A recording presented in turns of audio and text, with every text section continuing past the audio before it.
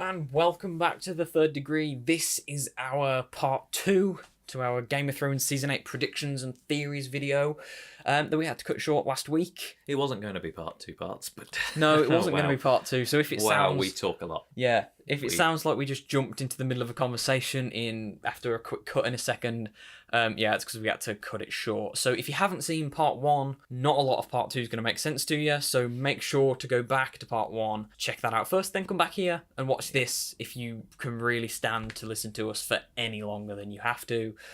But other than that, enjoy part 2 of our Game of Thrones Season 8 predictions and let us know what you think at the end. Yeah, I think Jon Snow is going to be the only person that's actually survives at the end. Maybe it'll be Jon Snow with Tyrion as Hound, leave Sansa as Queen in the North. Yeah. Arya just goes around Unless bitches. that's the thing that happens, is that he's like, fine, I'll do it, and then he figures out a way, and he's like, okay, oh no, you know what? I've got somebody who's been doing this for ages and has been trying to figure this out. Sansa, you can be queen. Go on, you do it. They've kind of set, like, from how people always talk to Sansa, she's always being treated as somebody who should rule. Her character development has been brilliant from whiny little bitch. Yeah, exactly. That's what I mean. Like, Jon has always had the want to be and to do something meaningful, but it's not rule. He didn't want to rule, but like, she's just had much more ambition than I totally Jon. agree with you, actually. Yeah. Yeah. I think that's the other plausible end, is maybe Sansa on the throne. If you're talking about anybody on the throne, I think one of those two. Tyrion is who I'd like to see, to be completely honest. Yeah, I can see him doing that As a personal favourite. Yeah, Tyrion. because he's one of the most Sat there. popular characters. Yeah. Yeah, no, I can see that. He's one of the three main, I think that's been established that they are the three main characters. Yeah. I don't think you can look at it in any other way. Probably, possibly 5 if you include the other Starks. 6 maybe if you want to put Bran in there, but I don't think he's... No, I put Jaime Lannister more as a main character than Bran. Yeah. Honestly, because his arc's been overlooked. Yeah, quite considerably. but it's been more transformative than, say, almost than Sansa's. Yeah. It's along the same lines of transformation, isn't it? Especially as he was one of the characters tied into the history of the Seven Kingdoms before the series starts. Like, being the Kingslayer and the end of the rebellion and stuff. I think it ties him to the throne and to characters in that position. Like we said, that was similarly with Barristan Selmy. Yeah, exactly. I don't know why he died.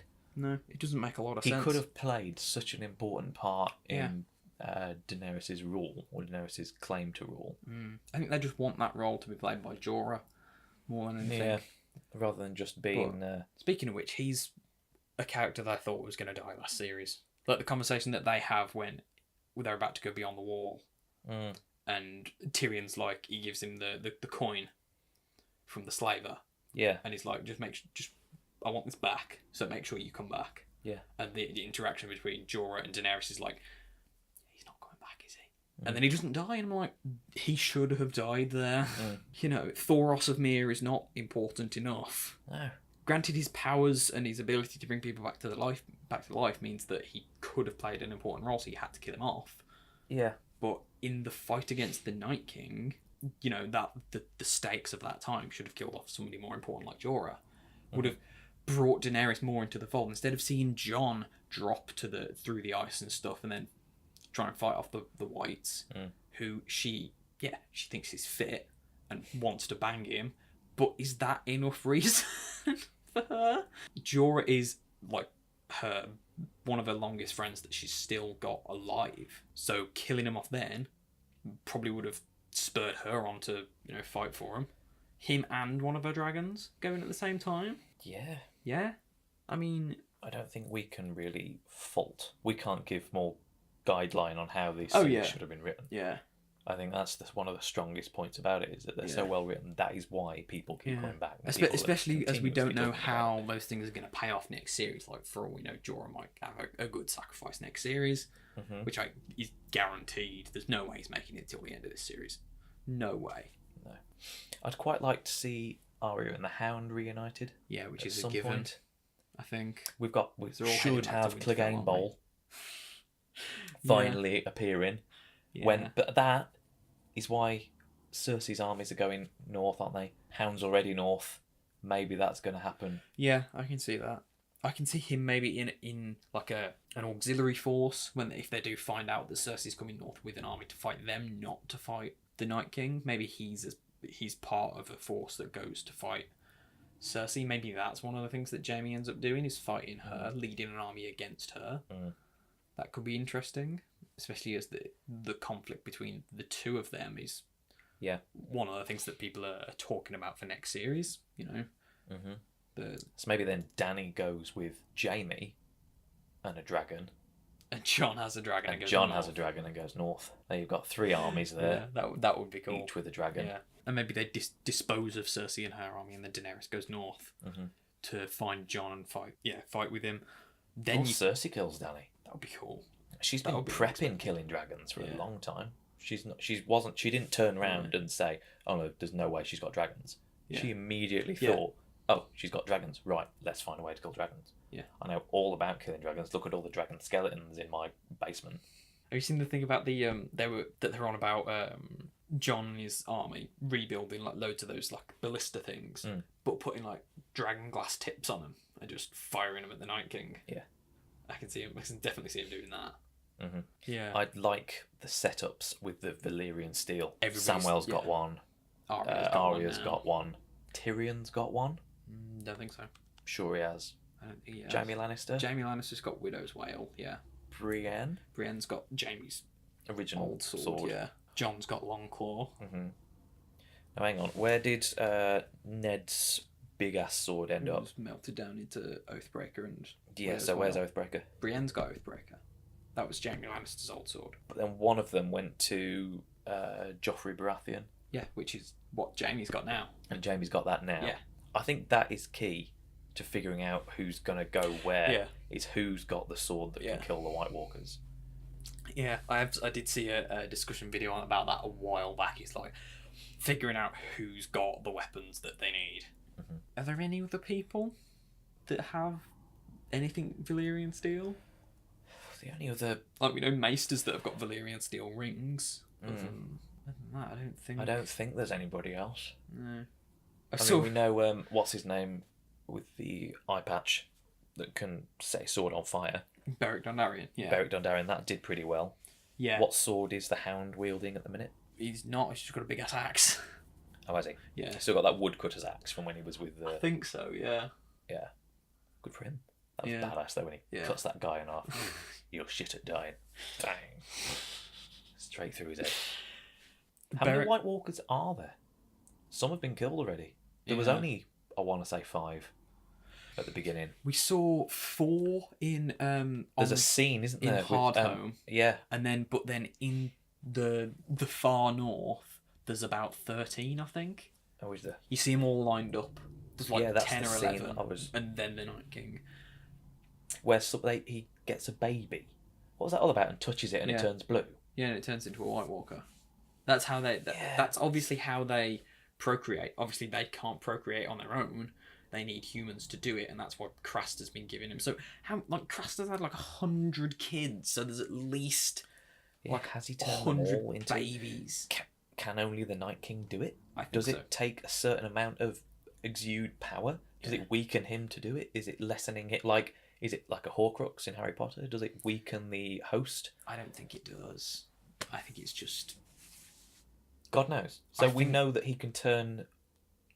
Does it have to be babies? That's one of the things that I've seen is because one of the big theories that I think is the one that people are setting up, and I don't know whether you agree with this or not, is that we find some kind of motivation for the White Walkers coming south, and it's not that they just want to kill everyone. There's something worse. Yeah, maybe there's something worse, like with the wildlings fleeing south, Yeah. and Jon is the mediator between the two peoples.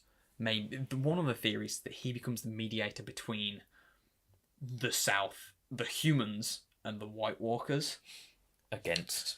Whatever is out there, or whatever needs to be, or even just to agree some kind of peace treaty. Like maybe they only come south because a peace treaty was broken. Like Craster died. Maybe they weren't coming south until he died, because he was the one giving them babies. He was the one helping them stay alive. But they were moving. They were coming south. Okay, maybe There are loads of explanations for it, like the birth of the dragons. Yeah, something that they can actually. Yeah, the birth of the dragons, something that can actually kill them. Bran and his green sight, Yeah. that magic that they're tied into as well. They can feel it. Maybe you think, oh shit, they're coming. They're coming for us, so we'll go for them. That whole thing with the comet right at the beginning. Yeah, maybe that spurred them on. Yeah. God knows what that was. That has still not been explained properly. No. Yeah, there clearly has to be a peace treaty because who else? Like, if there was a peace treaty in history, right? How did all the people and the children of the forest who make tree magic build a 300-foot tall ice wall, if not with the help of ice monsters? Maybe it was built by the two sides to protect each other, like designate territory. Yeah, didn't the that children makes of the sense. forest are the odd ones that they created the White Walkers to fight the off people. the first men, Yeah, who invaded their Who lands invaded, and were killing and them they all. were peaceful and needed a warrior race. Yeah. That hasn't been explained properly in this thing. As soon as that is, everything will come together. Yeah, exactly. I think it's more likely that there was some kind of peace established between the two sides, rather than just these just want to come south and kill everyone. Yeah. It's like Maybe we've not seen any of it. All we've seen is one of the children of the forest sticking dragon glass into someone's heart, and they became a White Walker. yeah, that's So- the Night King. Yeah, maybe they created him, and then he got his own ideas, a bit like Ultron. Yeah. You know, he was created for a purpose, got his own ideas, started doing things a little bit differently. So maybe the White Walkers helped build the wall because we know that they can do that sort of weird ass magic. Not ass magic, I mean just weird magic. Yeah, but like it makes sense that way because like okay, the children of the forest wanted to fight the first men. Uh-huh. Why would they clearly kidnapped the person who would become the Night King? Yeah. That was he didn't want to do that. He did not volunteer. No. So he turns against them.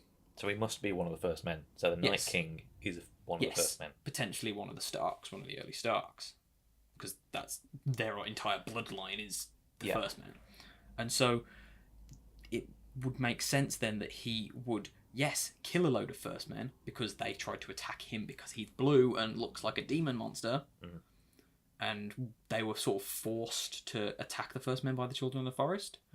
Then maybe he sort of had enough agency to finally figure out, okay, you kidnapped me, turned me into a living weapon. Now you can't control me. Yeah, I'm going to kill you all. Yep. And then he was the one who tried to make a peace treaty with the first men because they are still him in the end. Yeah, this is all plausible. Yeah. I think there's so much to be thinking about. Yeah. But Could we've it- not got long to wait. When No, are we we going to don't. send this out? I'm A couple of weeks? thinking, maybe a week before it comes out. It comes out on the 14th, so this should be out by about the 7th. So how does that tie up with another peace treaty? Maybe they have to agree to somebody being turned? Was As a Bran the ruler? Builder, the one that Bran Stark is named after, Yeah. was he one of the first men? Yeah, he was. What if he's the one that was kidnapped and turned into a White Yeah. Walker? That would make sense because he did build the wall. So yeah, that I haven't seen that actually. What if then, if he can walk back into people and see the past, or, just flip back, what if he can do that with himself being go back into his namesake, see Bran the Builder? That's where I think maybe Bran Stark isn't the Night King. Brandon Stark, the original, is. Yeah, that could make sense. That also fits in with the theory is that it works because Brandon the Builder founded House Stark. He was the first Stark, which would tie in quite nicely with the bloodline thing of the Night King being that. But yeah, that makes sense because there's And the Night King can see Bran when he's in the past, that was one of the most shocking things. Yeah. You're like, whoa, holy crap. Maybe it's because he's already felt that before because he felt Bran inside of his head when he was much younger. That would make sense. This is who to watch. I think this is Yeah. what's gonna transpire now. Yeah, I just hope We've Bran's got a better Danny and character Jon in and the next whatever. one. 'Cause Danny if and Jon, Bran's whatever. not a better character in the next series, I'm just going to be so bored watching his scenes. Yeah. Like, I think even the actor He was Harry Potter in Order of the Phoenix. Just stop being such a moany teenager yeah, and get on with it. but he's also a robot. And I know a lot of people have drawn this comparison. He's just Dr. Manhattan. That's how he acts. Is Dr. Manhattan from Watchmen.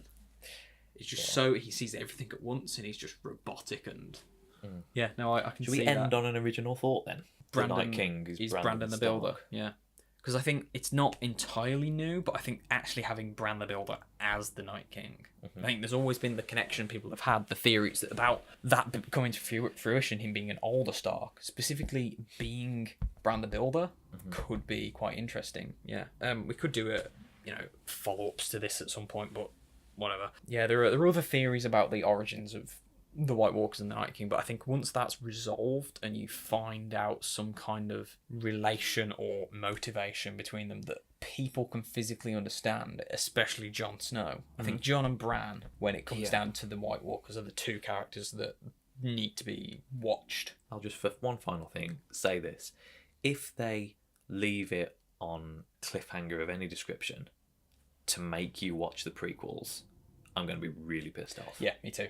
Just wrap it up. I don't mind them leaving the story about the origins of the White Walkers vague, just with a little bit of information that gives you enough of their motivations to understand, because that's what the Long Night's meant to be about, is the origins of it all. Which is why I'm kind of like, why?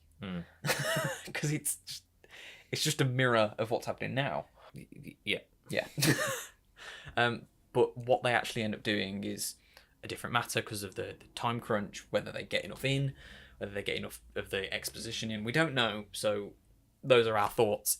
Tell us your Game of Thrones Season 8 theories in the comments down below. If you like this incredibly long video on what we think is going to happen next series, then let us know. By liking this video and subscribing for more theory crafting and TV and movie based videos just like this one, hopefully not as long as this one. I apologise yet again. I think that's enough said now. Go and make theories and recap on Game of Thrones if you haven't watched it all yet, and we will see you all next time.